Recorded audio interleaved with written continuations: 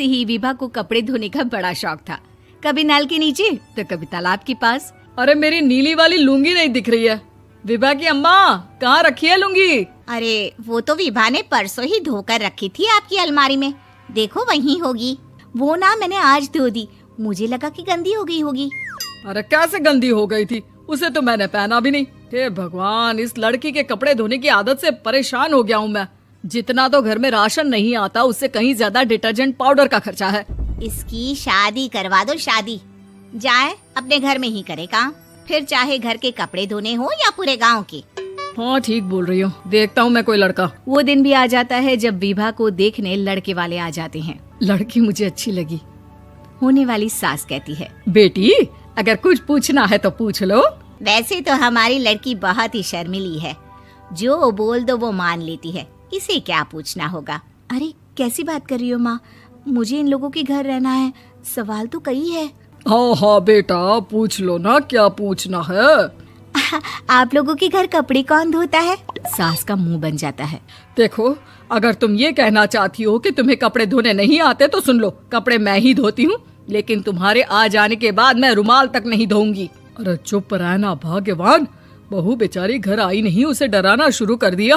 वो क्या है ना बिटिया, अभी तक तो ये कल्लू की माँ ही धोती थी, लेकिन अब तुम्हारे पापा तो दहेज में वॉशिंग मशीन देंगे ही।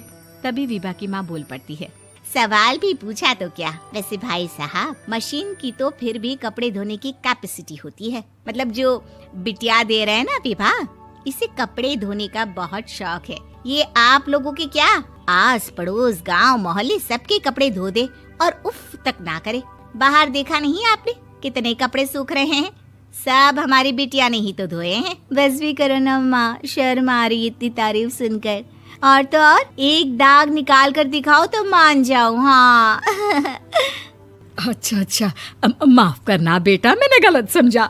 हमें तो रिश्ता बहुत पसंद है। और ऐसे जुड़ जाता है रिश्ता कपड़े धोने का शौक रखने वाली विभा का। उसकी शादी हो जाती है कोयला फैक्ट्री में काम करने वाले कल्लू के साथ। शादी के बाद अचानक विभा चिल्लाती हुई सास के पास आती है। सासू माँ, अरे सासू माँ कहाँ है आप?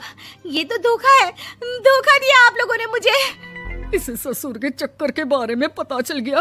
अरे तो उसमें तुझे क्यों धोखा मिला है? अरे नल में पानी नहीं आता, कपड़े कैसे कब धुलेंगे? अच्छा अच्छा, तू पानी नहीं आ रहा उसकी बात कर रही है। तो आपने क्या सोचा? कुछ नहीं। अच्छा हाँ, तेरी माँ ने कहा था कि कपड़े धोने का शौक है तुझे, याद आया मुझे। शौक शौक बोलकर कपड़े धोने वाले मेरे जुनून को कम ना आके सासू माँ, कपड़ा धोना मेरा गुरूर है। तभी पति भी वहाँ आ जाता है। अभी अभी मैंने इसे सनी देओल की फिल्म दिखाई है, उसी के डायलॉग मार रही है माँ। अच्छा सुन, साफ साफ बता रही हूँ, पानी सुबह 4 से 6 और शाम को 10 से 12 आता है, समझी? विभा टाइमिंग सुनकर हैरान हो जाती है। ये क्या भूतों का मोहल्ला है? सुबह 4 बजे उठकर कौन कपड़े धोता है? 4 बजे टंकी में पानी जाता है, फिर सारा दिन धोना ना, किसने मना किया? अरे कैसी बात कर रही हैं? 200 लीटर की टंकी में कितने कपड़े धो लूंगी मैं? सुबह ही उठ जाऊंगी मैं। अब क्या था, विभा सुबह 4 से लेकर रात के 12 बजे तक कपड़े ही धोती रहती। एक रोज सास पड़ोस से निकलकर कहीं जा रही होती है कि साथ वाली कहती है, हाँ कल्लू की माँ, जरा ये बताओ कि 2 साड़ी है, 2 ब्लाउज और एक पेटीकोट और एक नाड़े वाला लंबा कच्छा। हाँ तो? अरे तो क्या, कितना लोगी धुलाई ये बताओ। धोबन दिख रहे हैं हम क्या?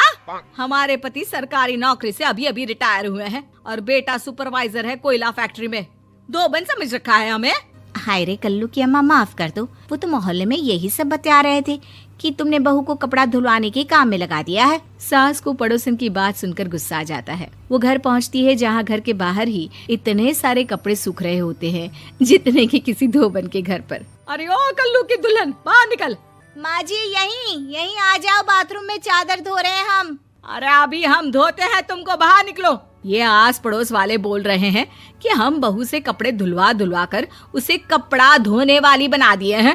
अरे छोड़ो ना माँ जी, किन लोगों की बातों में आती हो?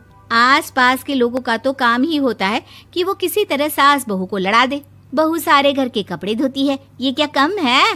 बोलिए। सास को भी लग जाता है कि वो बहू का ये सनकीपन नहीं छुड़वा सकती, इससे अच्छा है कि खुद ही चुप हो जाए।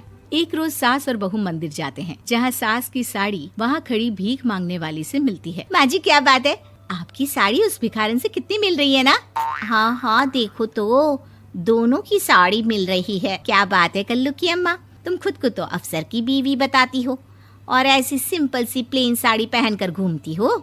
सिंपल और प्लेन नहीं है ये साड़ी। तो क्या सोने के धागे से फूल बने हैं?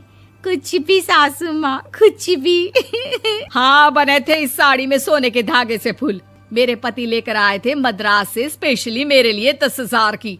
ताहे भाई साहब इस भिखारन के लिए भी सेम टू सेम साड़ी लेकर आए होंगे 10,000 की।